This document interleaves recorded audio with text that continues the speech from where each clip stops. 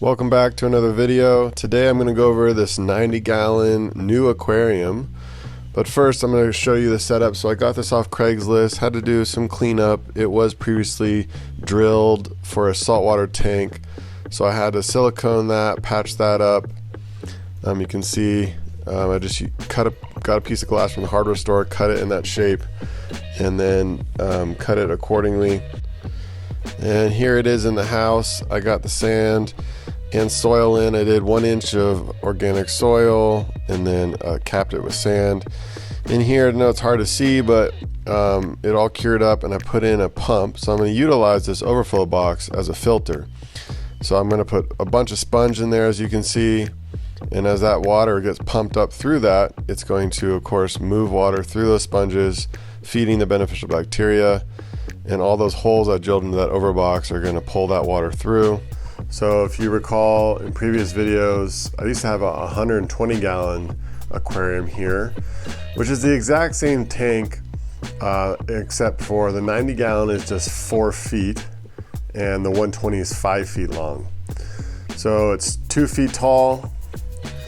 It is 18 wide and 4 feet long. The 120 exact same, again, 1 foot longer. So I just got this set up yesterday. I got this tank off of Craigslist, and it was a salt tank before, so it had this overflow box. And on the inside, you can see I drilled holes so that's kind of the intake now. So that's pulling water through that sponge for all the beneficial bacteria. And then I got a few more sponges just kind of tossed in here. I got the heater back here, which is nice as far as it being hidden. And then I have this plant, which I am blanking on its name, but it's a great house plant for filtration in aquariums. The goal for this, though, is to create an ecosystem tank, similar to how I'm doing basically all my aquariums at this point. If you look over here, I got this 29-gallon bow front. I guess it's actually 32 gallon because of the bow front. But this is, a self-sustaining ecosystem. I just top the water off when the water evaporates. And right now I just got a bunch of guppies in there, a really fun Pandagara, one of my new favorite fish, very cool, really pretty and active.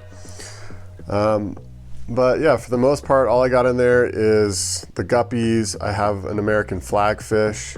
You can see some babies in there swimming around. There's one back there.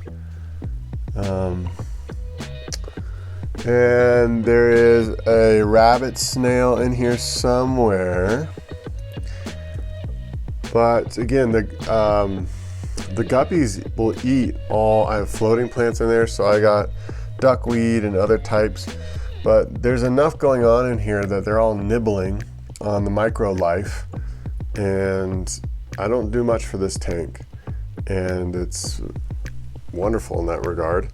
I think I am going to take out this driftwood because it is creating some tannins, as you can see, the difference of lighting.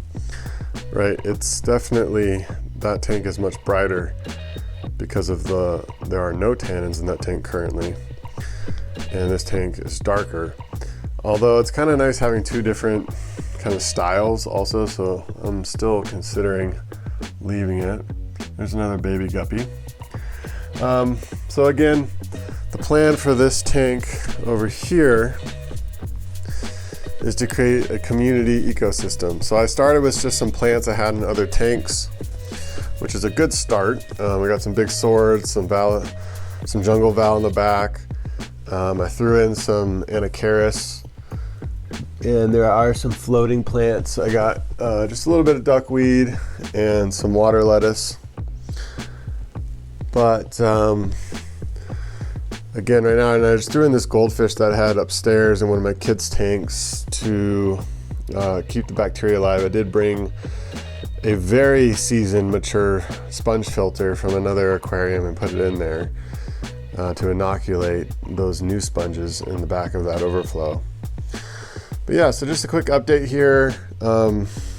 I'm definitely, right now, these rocks, they're there because this thing has not waterlogged yet and is floating. So once this thing absorbs water and sinks properly, those rocks will get spread out and be more decorative just around that piece of driftwood. But yeah, just want to give you a quick update. The 90 gallon, again, I think I'm gonna go for some kind of mixture of guppies and then a bunch of oddballs like the Pandagera, certainly some plecos, shrimp, snails, maybe some cory cats and things of that nature. So just giving you a quick update. Hope you're doing well.